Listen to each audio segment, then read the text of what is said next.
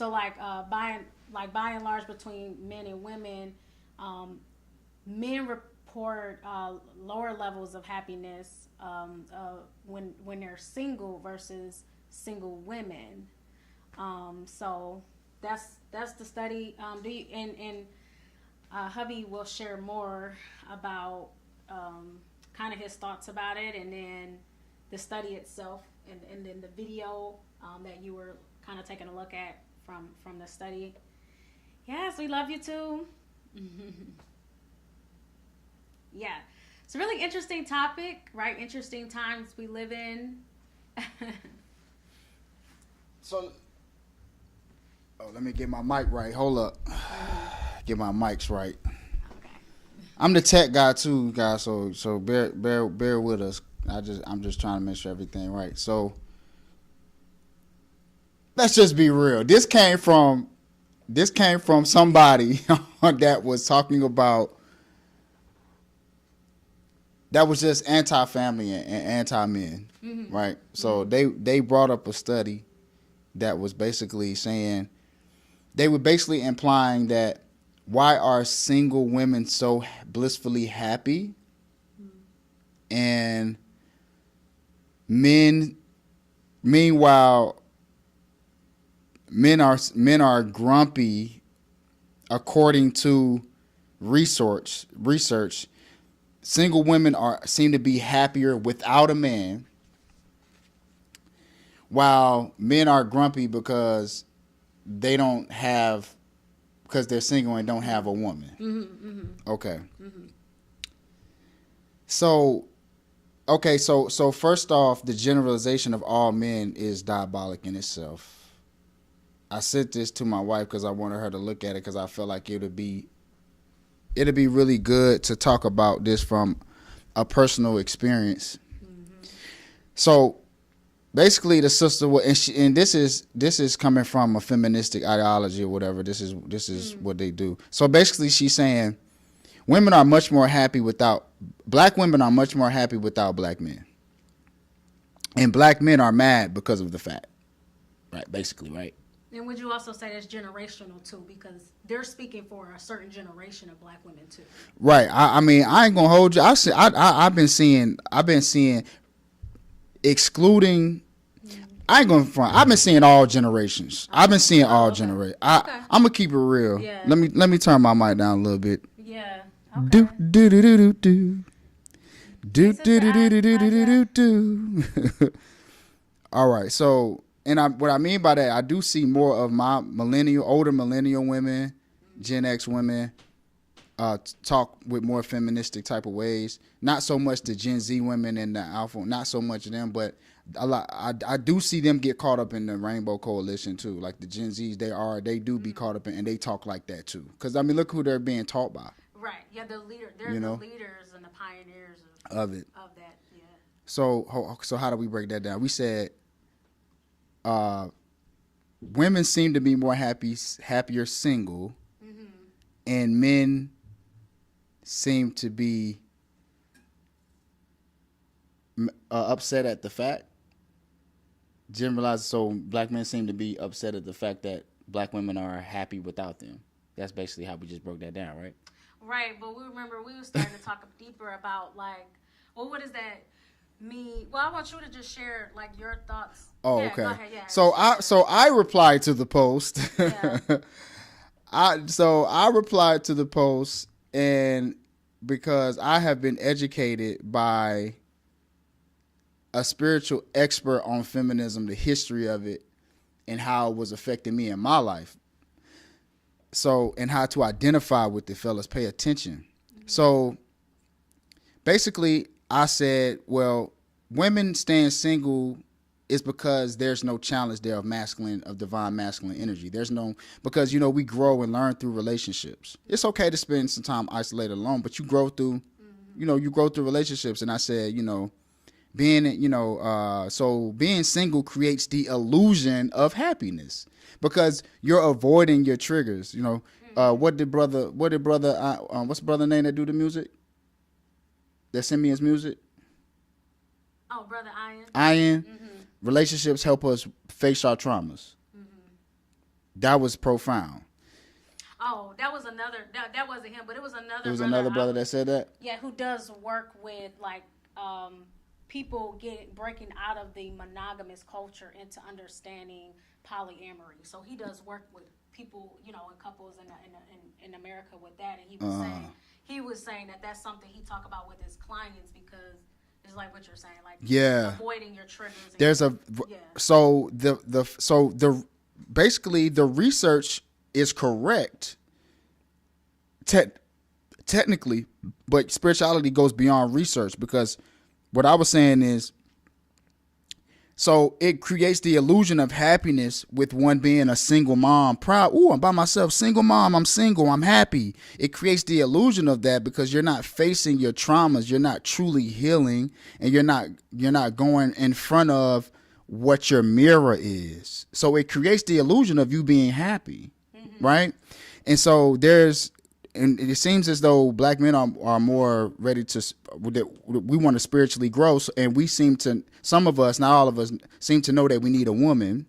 So going beyond the research there's a spiritual war that is more dealing with the spirit of our people than it is analytical data.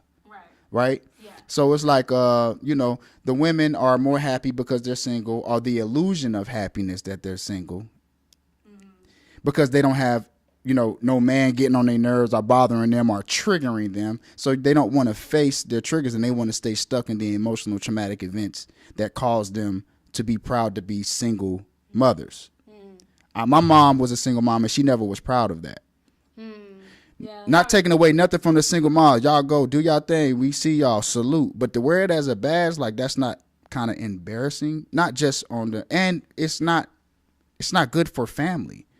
Y'all don't need to be by yourself. Y'all deserve love just like y'all, the black woman y'all deserve love, but y'all got to know that. But anyway, so that's what I replied. That's one of my replies to it. And another one of my replies to it was, I was saying basically, let me see if I can find it.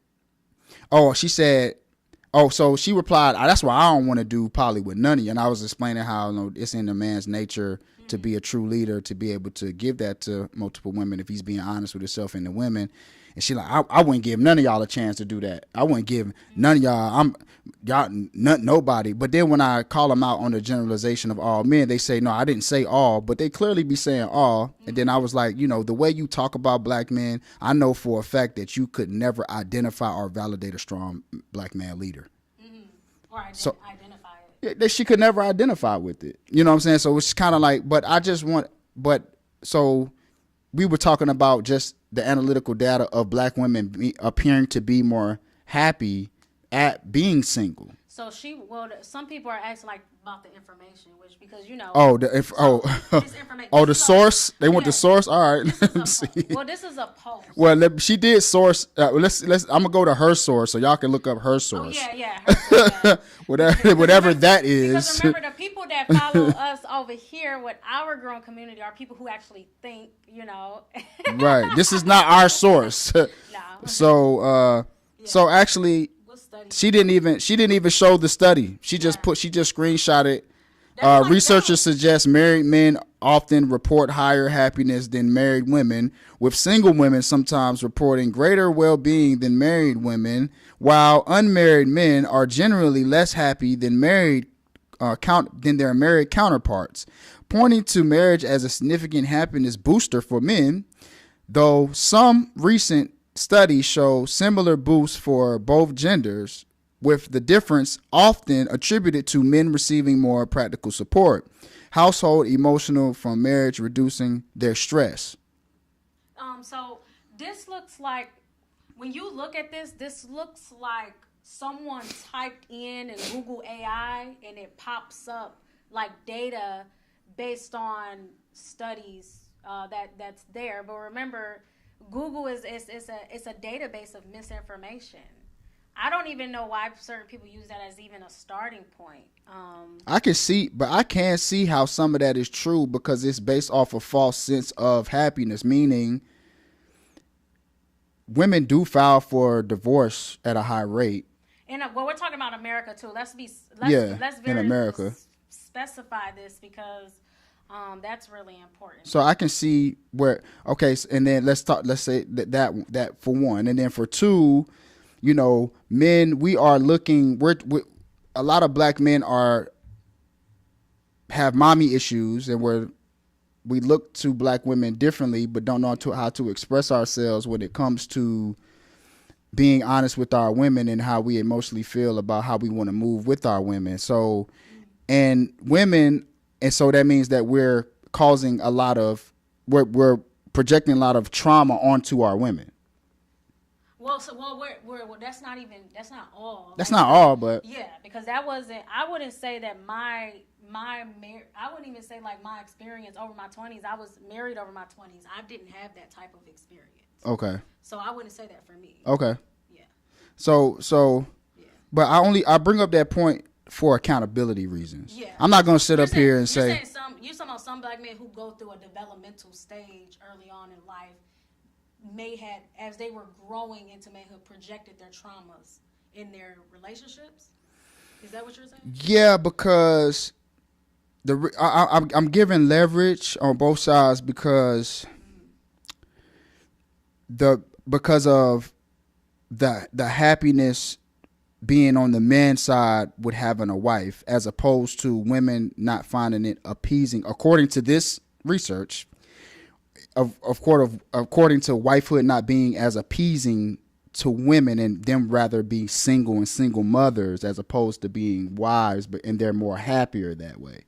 I'm taking accountability as a man to say lack of leadership or projecting trauma or not being honest with the women, and so it's making them not even want to deal with us because of those past experience. So not talk about like they would be stuck in the past, and they would be stuck in an emotional traumatic event, and they would be generalizing all men, and they wouldn't be, because okay, let's go to this, and I want you because this is where you at, and that's what I want you to take. I want you to take it from here. Let's go to this. Let's go here. I think it's insane how triggered women get from my posts whenever I speak respectfully on men. Y'all bitter and brokenness shows up when y'all can't even see it. I've been cheated on in the worst way, literally betrayed, and it never made me hate men. I've been single, a single mom, and never made me hate men. I've had my feelings played with, and it never made me hate men. It made me wiser, sharpened my discernment, and made me choose better when it came to men. It made me more assertive. It made me master me. I want y'all to understand it's not okay to hold on to the wrong any man did to you. It doesn't make what they did right, but baby, let it go and grow from it. Boss up. I did in every way. Okay, yeah. I mean, well, the way I look at this is I assess it from, okay, we're talking about a Black American experience. So that needs to be looked at in different ways, from a cultural lens, and then what's actually happening.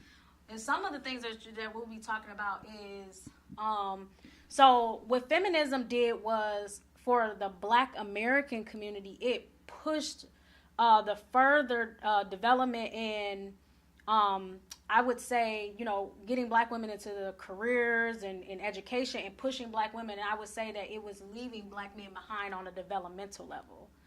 And what I mean that by developmental level, I just mean you created an imbalance. So feminism was creating an imbalance within our community. So if the women are, if the resources and a lot of attention is being dedicated towards the women doing very well in society, doing very well, then there's a gap, in terms of what you're diverting towards prioritizing strong leaders, for strong male leaders in your community. So there's a gap there.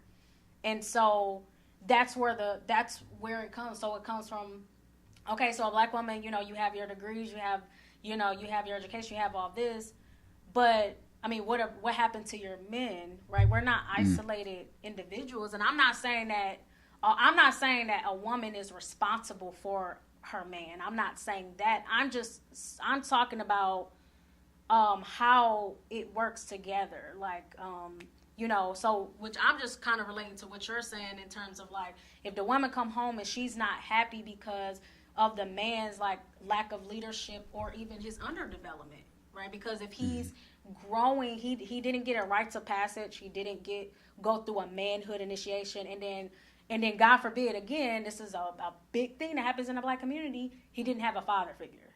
So that's a big thing because he's already at a disadvantage in terms of development, right? So by the time he turns 18, it's like, okay, if he had a child, is it like these are the things that we have to like assess. It's like, okay, he didn't really even get proper rites of passage to manhood. So then it's like the woman is frustrated because she's like, well, I work and I do this and that, and I appear to be at some level of development, but you didn't get rites of passage to wifehood either. But you're frustrated with what seems to be a lack of leadership for you. Wow. But yeah.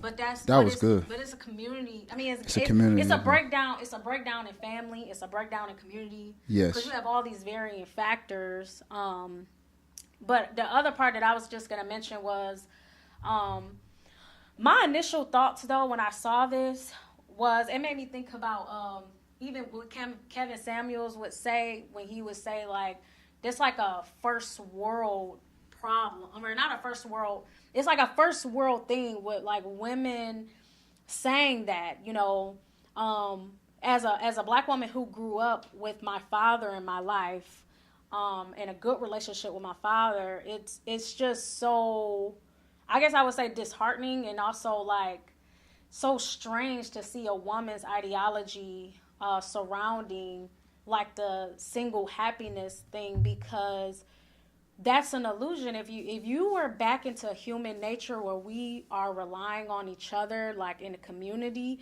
you wouldn't have the same predisposition. You're in a machinery capitalistic society that gives you everything you want and feeds your ego as a Black woman, because that creates a breakdown in your community. You don't have your protector. You don't have your leader for your community, your strong Black man leader. So, you know, any community without a strong strong masculine presence is defenseless. Like, you're easy prey. You're easy targeted. That's you know. So we talk about all the statistics that goes into that without having a strong Black male presence in the home. I think it's a strong presence of a lot of women having trouble with expressing that a Black man represents a strong presence. On the self-assessment level, I feel like, you know, even with the women that got caught up with a narcissist or with a brother that they got the short end of the stick with a brother, it's still a projection of what you see within yourself. So if you were with a person that's a narcissist or a person, there was ultimately something with the way that you viewed yourself. It was ultimately something that you viewed your self-concept. Yeah.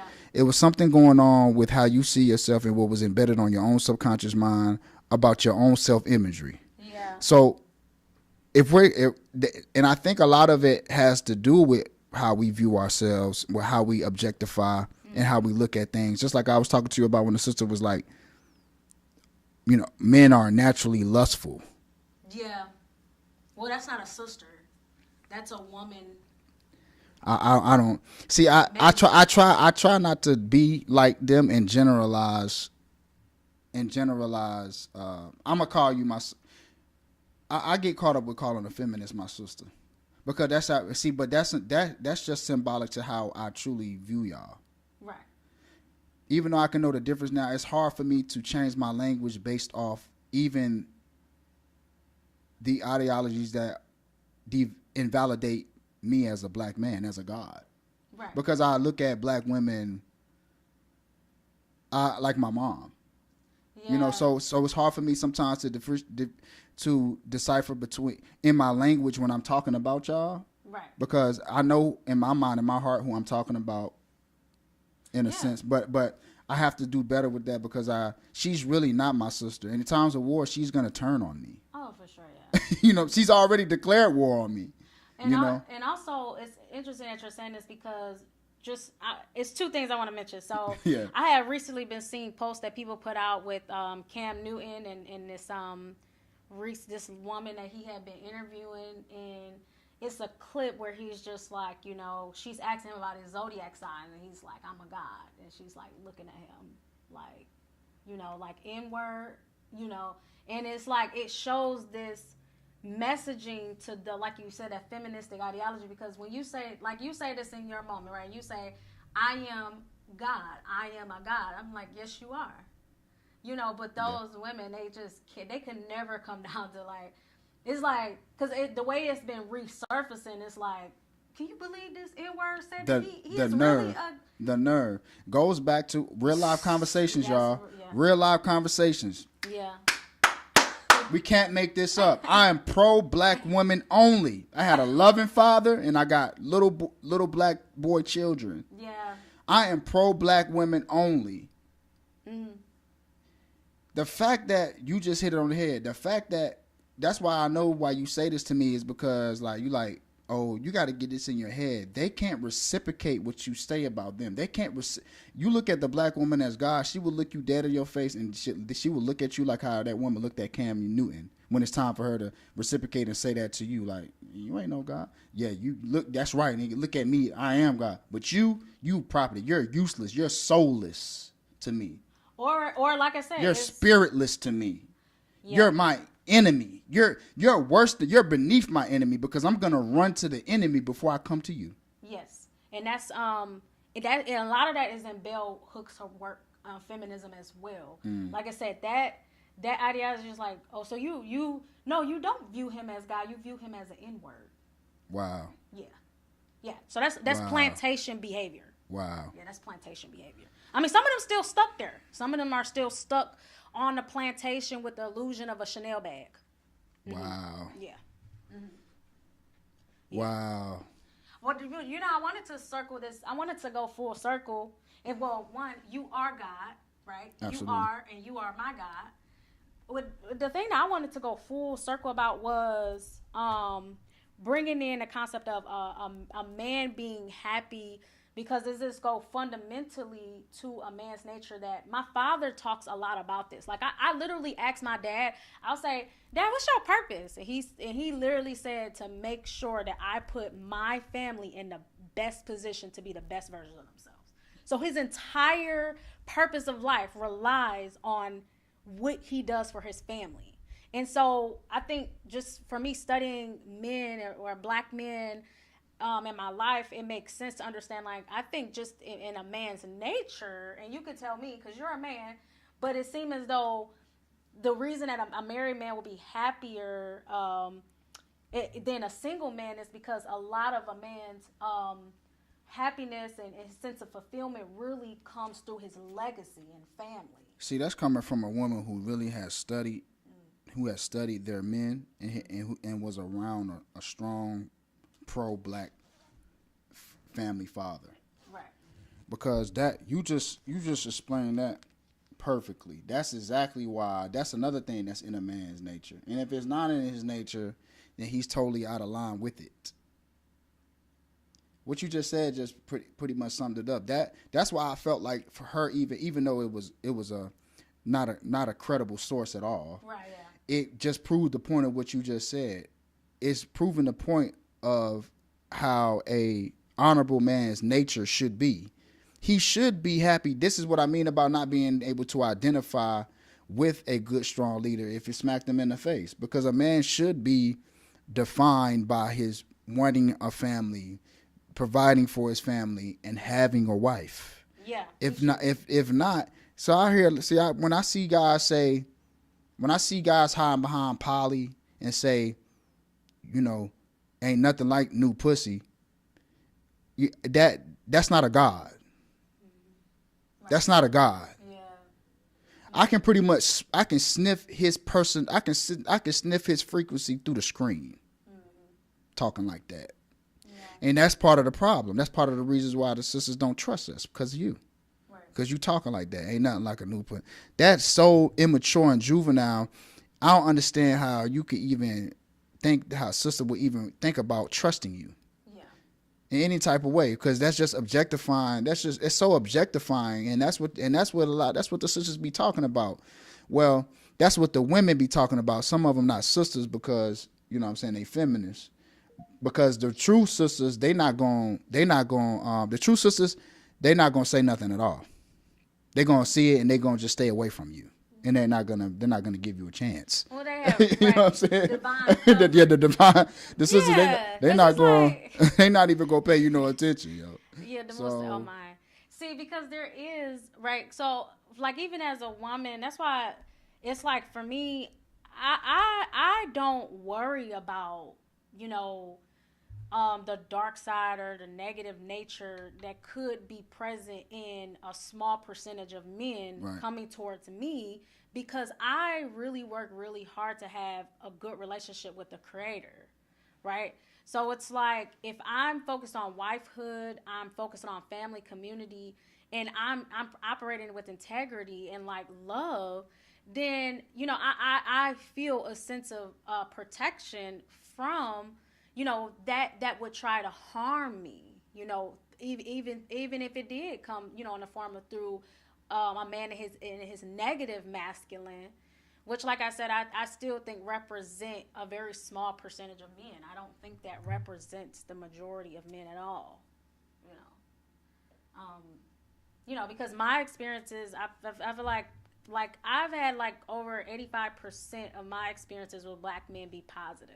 Right. That's been my reality, right? And I understand some people's reality doesn't reflect that. But even for a black man, where it's just like, like these are things, like you said, you have to question and ask this for yourself. We are the manifestors of our reality. Yeah. That's what it means to be a God. I am responsible for my reality. So if I'm continuously having negative experiences as a black woman with black men, or as a black man with black women, if I continue to have those experiences, there's something within me. That's being a God. Being a God is being accountable that you are 100% responsible for your life choices. It's just like the sister said. She got sharper with her discernment. She got sharper with her choosing her companionship. That's true. Because even when we do attract those things, they're lessons. Yes. Like you said. True. So, Yeah. I heard something about manifestation. It goes like this. Once you decide to become something, everything that you will attract everything that you are not. I like that. So everything that you are not will come forth to test you. Everything that you are not becoming will come to your doorstep, will confront you. Only then one would know what makes them different, what sets you apart, what is actually going to unfold, what are you going to allow to unfold through you becoming. And I thought that was very interesting, because sometimes that's the accountability part. That's the spiritual accountability part of being a master of your own reality and a God. Because sometimes you're going to attract and magnetize things that you are not. Yeah.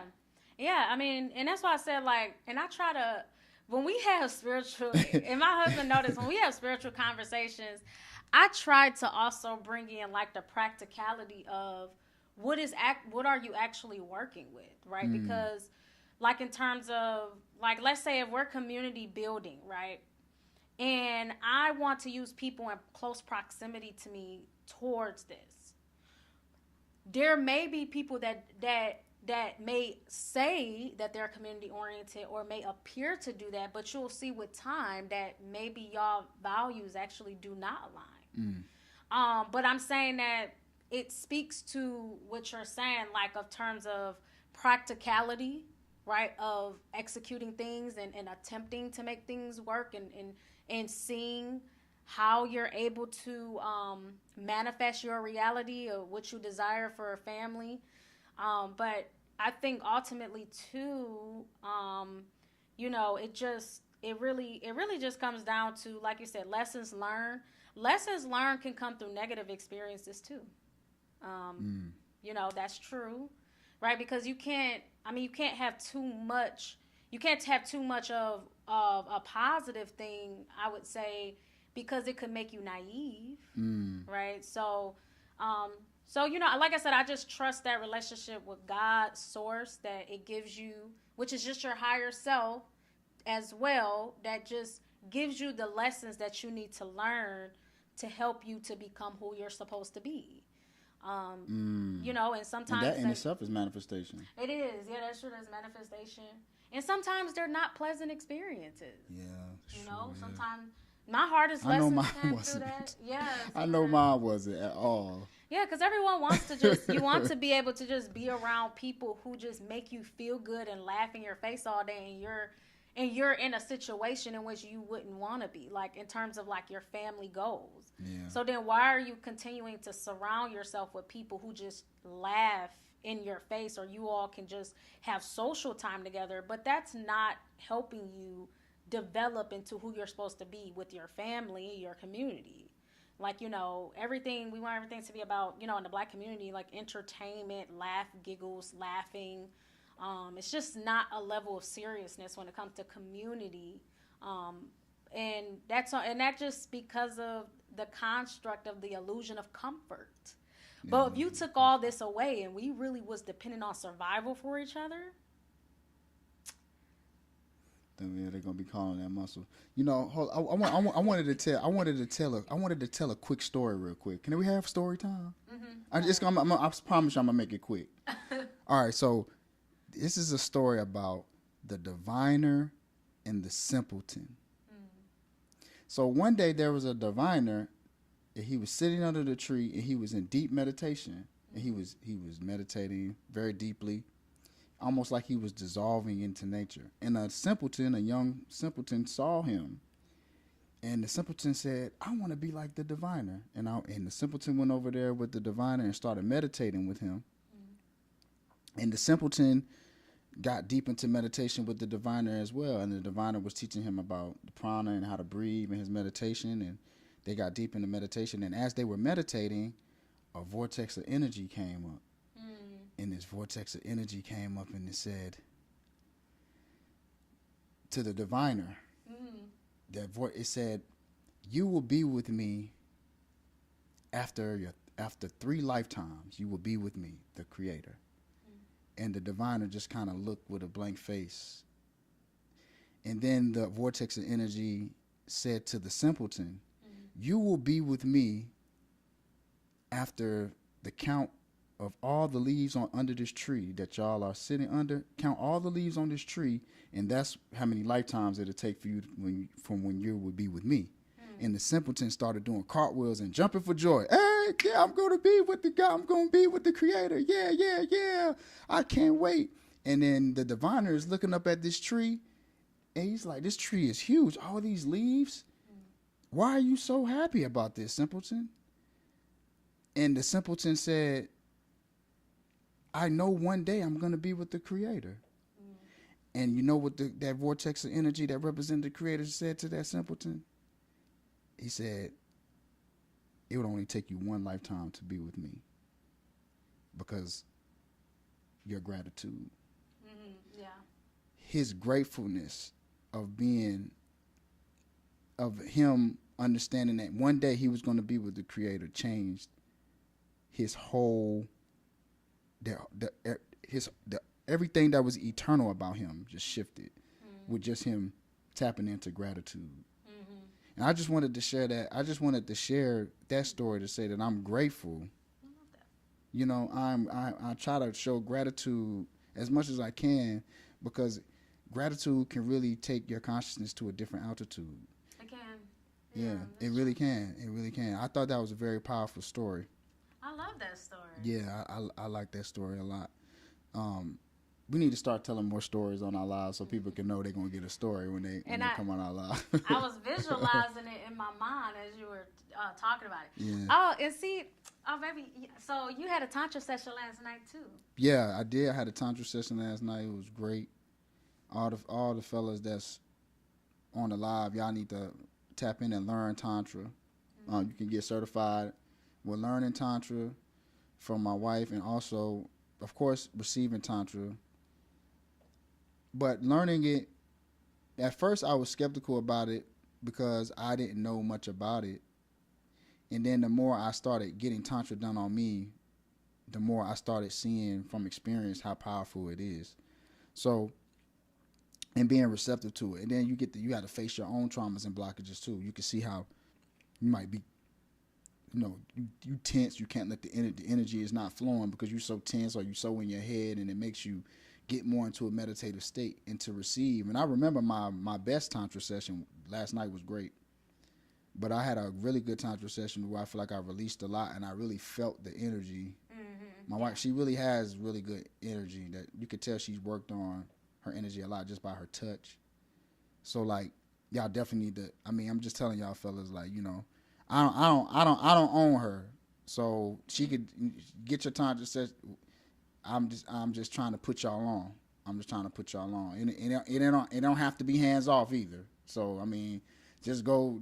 I'm just saying, like, tantra is very powerful. Last night was really. I have my best tantra session in my subconscious, but last night was a very good session that I had.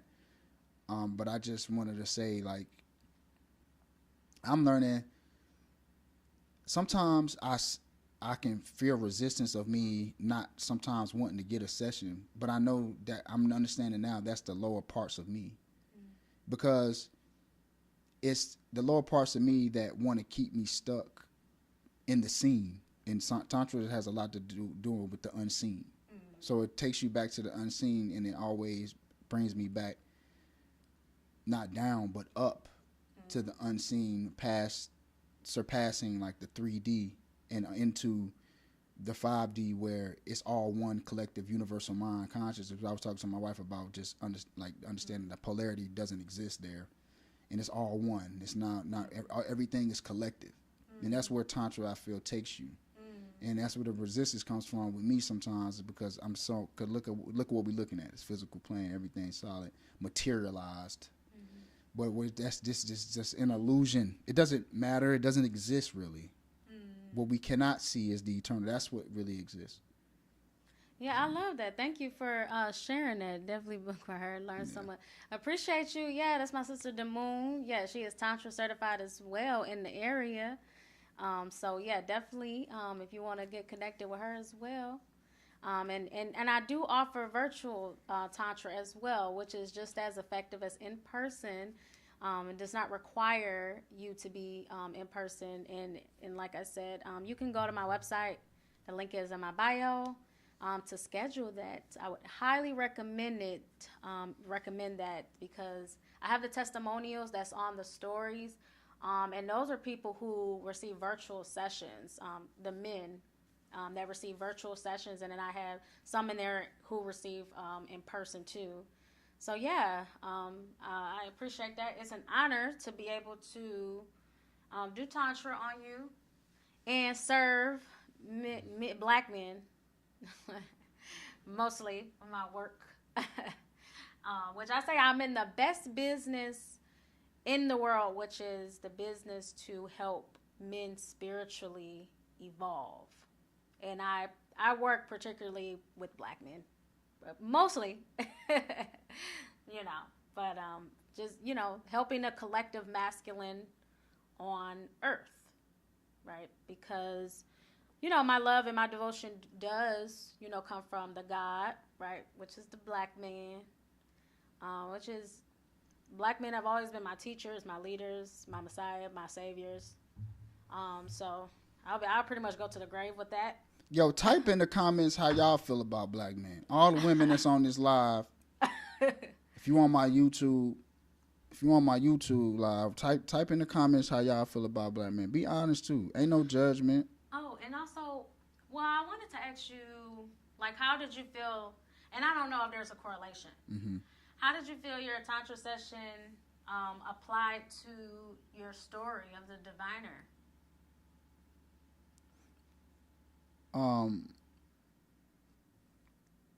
Honestly, I was thinking about that. I was thinking about that in a way of like,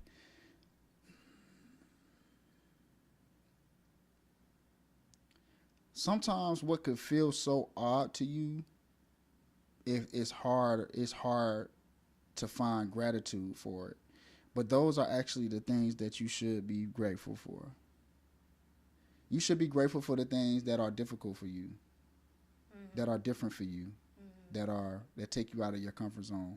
Yeah. Usually we say that we're grateful for a lot of things that bring us comfort. Oh, my house, my car, my.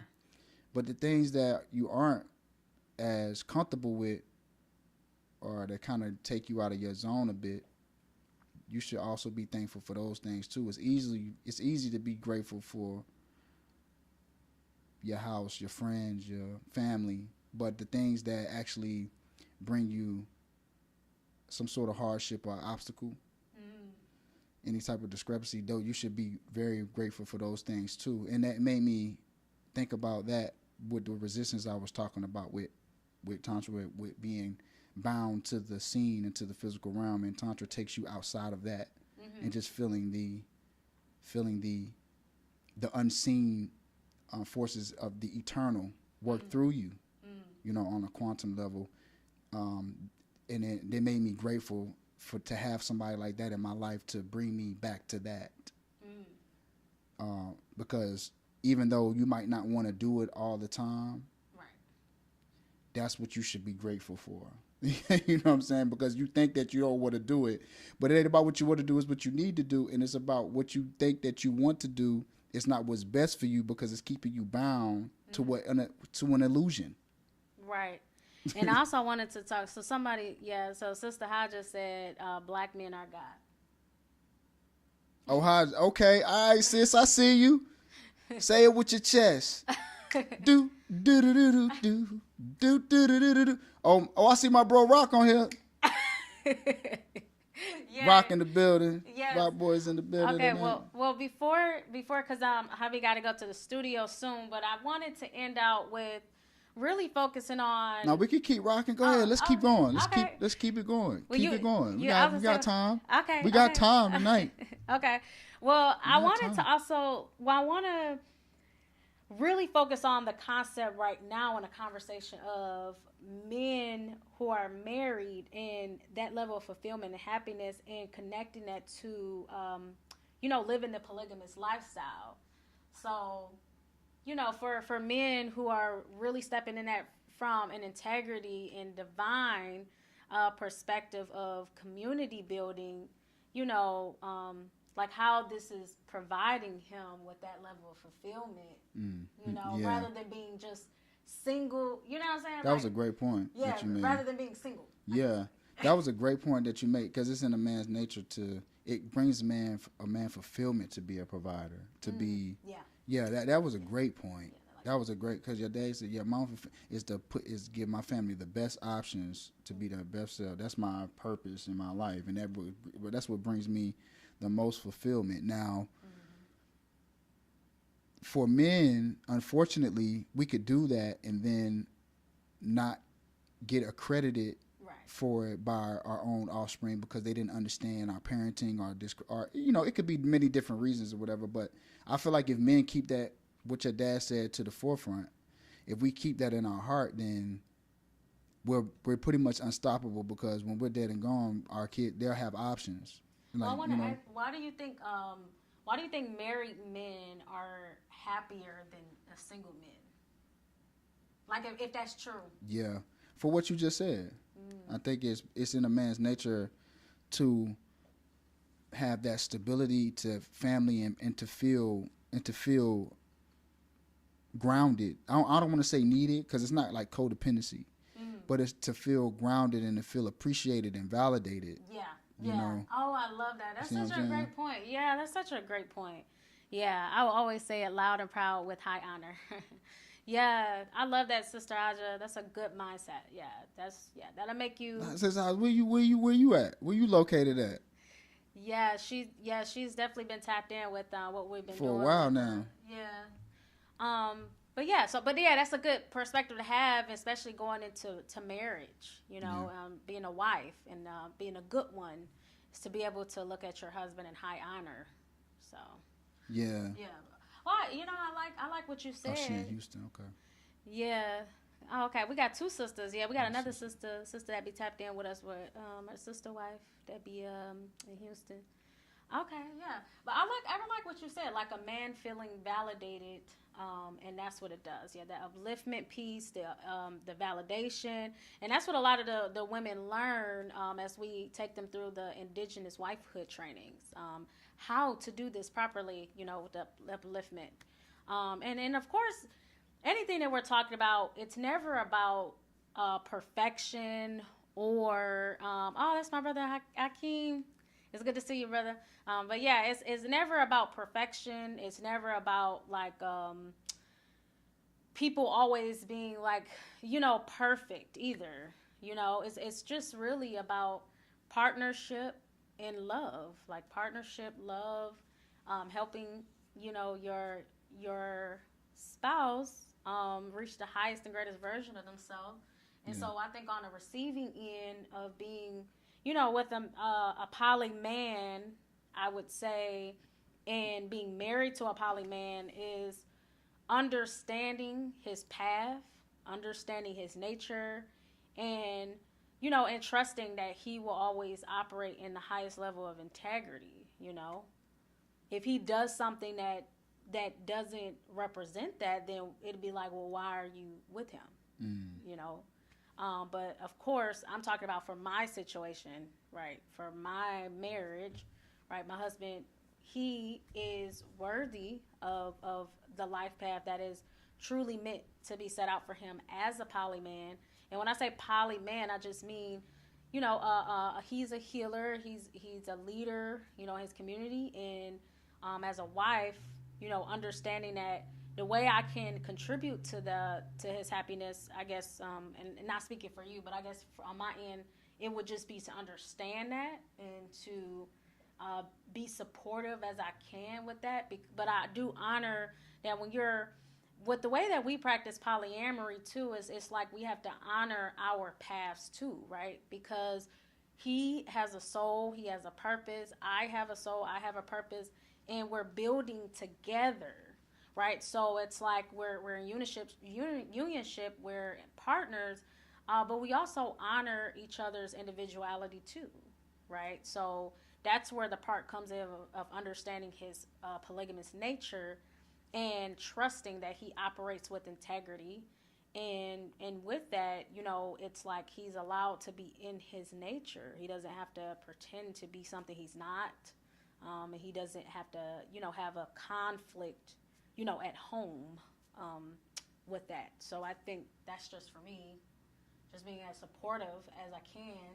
And even you know, the sisters that we bring on for sister wife trainings, and if they, you know, connect with him and they're his other women, it's about us growing that sisterhood too, in terms of like, well, you know, we should be doing this together.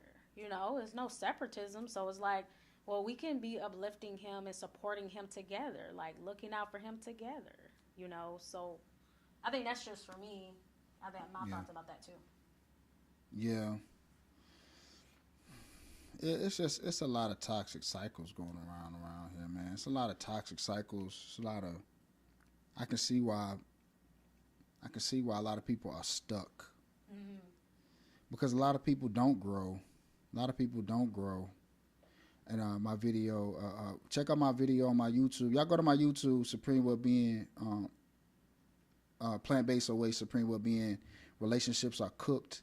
You grow old when you stop growing. A lot of people don't grow. Then they start growing old and they get outdated. And then they stay in these misogynistic ways of thinking and how they look at their women. And then I can see how the women get turned off, and I can see how the women want, and then the women, and I can see how the women totally don't know how to act when they run into a God. Right. When they see a God, they cross paths with a God, they don't know what to do.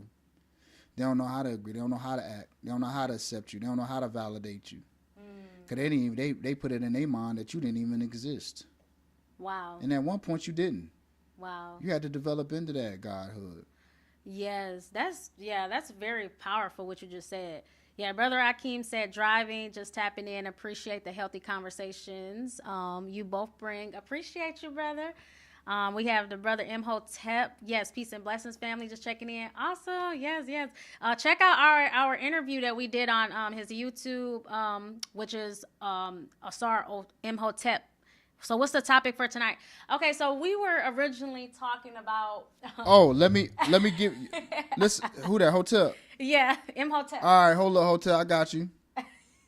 Listen to this. Imhotep. Research suggests married men often report higher happiness levels than married women, with single women sometimes reporting greater well-being than married women, while unmarried men are generally less happy than their married counterparts, pointing to marriage as a significant happiness booster for men, though some recent studies show similar boosts for both genders, with the difference often attributed to men receiving more practical support. Household emotional marriage reducing their stress. So basically what my wife is putting down is how men feel more fulfilled in a household where they feel like they're validated and they're actually providing something for their family. They feel more fulfilled with the family. They feel more fulfilled with the wife. They feel more fulfilled with the woman by their side and them being providers for their family and their children. They do feel more, but then on the other side of it, you got, the feministic ideology, like you're strong by yourself, single motherhood, yeah, wear it as a badge, yeah, you don't need a man, yeah, yeah, you're a single mom, you're strong, you're sovereign, you're independent, get the men the fuck out of there, yeah. Well, I wanna. Yeah. Who that sound? That sound like white women. Yeah. Who they get it from? Yeah. Who they get it from? Yeah. Right. Right, they're programming the mind of a white woman's feministic ideologies. You're just an imitation woman of that. Yeah, but this is funny though. I wanted to talk about this. So, just real quick, cause I thought about this too from that living happy single, like the women out there who advocate for that. It's funny because I also think it's because they can try to attempt to act like a man where they can have sex with men, and you don't have to really be a wife, basically. Like you can have your illusion of material things, money, your job, career, and then you're having sex with men without being accountable to being a wife to him. And it's like, ooh, I'm just free and I can do what I want to do because I'm trying to operate and be like a man. And so, you're going to create a lot of problems in your life as a woman doing that because you're operating outside of your nature. And for a woman in that type of mindset, it's really just like, wow, you just never seen the sweetness of what it means to be a true feminine woman and to be a wife. You've never felt the sweetness of that. The sweetness comes from when you put in work, like you work for your degree, you work for your job. But when it comes to like the build of a man, that like my husband was made in the image of God, right? So his design and what he is and like who he is so advanced, right? His DNA, his construct, getting to know him on a soul level. And then it's like, not viewing my husband or any man, just for the sake of his penis and giving me like some type of satisfaction just for that. Like you're just seeing a man for just his genitals. And it's like, as a feminine woman, to me, I'm like, how much more savage can you be? But but that's trendy too. Oh, I'm savage. That's trendy for, pop culture and women that get pushed on, black women, of course, too, exploiting, our sexual nature and divinity, with this type of ideology and thinking. But it just brings that to me too, because it's like, it's just crazy because it's just like the women that I'm saying that are like that happily single thing. And it's just like, you're probably using men. You're probably using men because you really don't respect a man's nature. Otherwise, you wouldn't look at it as degrading to be a wife. You would look at that as like the highest honor and the title. But if you don't, then it's like, you're not even gonna fully respect masculine energy. You're not even gonna fully respect men. And so, yeah, I mean, my advice, to any man, it's just like, know your divinity, within. Definitely don't look at, that just creates, men to, well, black men to go deeper in yourselves of seeing your godhood and knowing that no matter what the woman look like, no matter what research she have or what she got going on, if she can't respect your divinity, within you as a living, breathing soul, you shouldn't be sticking your thing in her. Yeah. And that's like that. I'm talking like a mama. But men be filling voids though. That's true. Yeah. Men Because be I filling and I voids. understand. And I understand sometimes that can be hard when you have the temptation of a good looking woman and she seemed like she got it going on. And Sometimes she ain't even good looking. but I'm saying if she parading around like she's happily single because she can get men's attention in their penis whenever she want at will. That's she's devouring energy. Yeah. She's devouring. I mean, she's devaluing herself too. Cause that's all they want from you is to. That was my point with the old girl talking about being lusted over is not always a bad thing. No, it's not always a bad thing for you because that's what you're used to. You're used to men just coming lusting for you, smashing you, and keeping it moving. And you're not a wifey. You're not wifey material. So they're not sticking around. So it makes sense for you to say that men are lustful beings because that's the type of men that you come across because that's what you magnetize. That's what you attract. Yeah, because that's all they want from you. All they want to do is objectify you, use you for your body, and treat you like you on a plantation because that's what you but like that those black men have a white man's mentality. They have a white slave master mentality. That's why they lust you and they don't love you. Picture me saying, yeah, I just lust black women to death. What? Yeah. What? Like what that I mean, I'm just saying like that. I mean, that's like really like black slave like thinking. So so she would be more comfortable with me saying, yeah, I just lust you to death rather than me saying I love black women. I love you as a black woman. So now I just lust you to death. I just objectify you to death. I don't even care about the eternal parts of you. I just want a part of your loins, my sacral. What's it, sacral chakra? Your sacral. Root chakra, yeah. You just your root chakra is by your genitals. Yeah, you just dwelling in that when it come. I just want that from you. I don't even. It's not even. Right. Like I don't even see any other part of you. I just lust after you, black woman. Yeah, I just lust you. You're not worth being loved. Like that's what you used to. Yeah, but yeah, and you have to. That's what I said. And I wouldn't. I think more black men are becoming more, and men in general are becoming more aware of this modern day feminism, and they're not falling for this. But yeah, it's such a red flag if you start talking to a woman and she's just complaining about the type of men who approach her. That's not a good sign. That's just not a good sign. Yeah. You just want to find a reason to complain about men. Yeah. That's the only way I'm going to interpret that. Like you're not a victim. We're the manifestors of our reality. So. With a sisterhood. Yeah. But listen to this, Hotep. Hold up. Let me run it back for those that just getting on the live. Yeah. We're going to get it some light. I think it's insane how triggered women get from my posts whenever I speak respectfully on men. Y'all bitterness and brokenness show up when y'all can't even see it. I've been cheated on in the worst way, betrayed. It never made me hate men. I've been single, a single mom. It never made me hate men. I've been feeling played with and never made me hate men.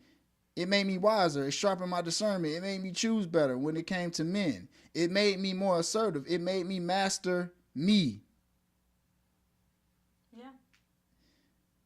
It doesn't make what they did right, but baby, let it go and grow from it. Boss up, because I did in every way. Shout out Chevy Hustle, man. Give it up for Chevy Hustle, man. And so Sister Haja said, I think these women do not know what safety is. When you have a real king, he can look you in the eyes and make your entire spirit feel safe. My king makes me feel so safe. I love being a wife. Absolutely. That's beautiful. Listen, I'm going to tell you something. These women don't care about that. These women we talking about, They don't care. They take away the value of a man being a protector so quick. They can't even see the value of a man being a protector. Well, if it has to do with if it has to do with the emotional trauma that they've been through with the man that they made a decision to be with. Well, I also want to say this because I want to speak on what Sister Hodges talking about. For me, spiritual safety is a very significant thing.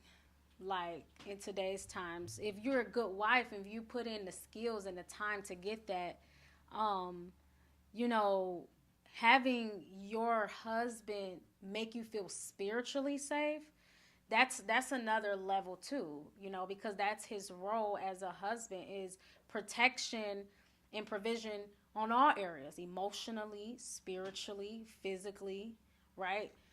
So I think what she's saying is making a lot of sense too, to your point. And that's a big thing too in polygamy, you know, and making sure, really in any marriage, you know, but definitely, you're definitely polygamy as well. So, do you anything else, Nick? Yeah, let's keep it going. We stopping? It's over? Well, I wanted to know any more things that you wanted to bring up about this topic. Yeah, we can go for hours on this. I mean, it's all. I mean, but we could come back. We can do it to be continued. We could definitely do it to be continued. Yeah, I mean, if it's something else you want to talk about. I mean, we could do it to be continued. It's all good. I lost my train of thought anyway. Okay. Last thing I will mention is that we are going to have a poly workshop that's going to be January the 28th at 9 p.m. Eastern Standard Time.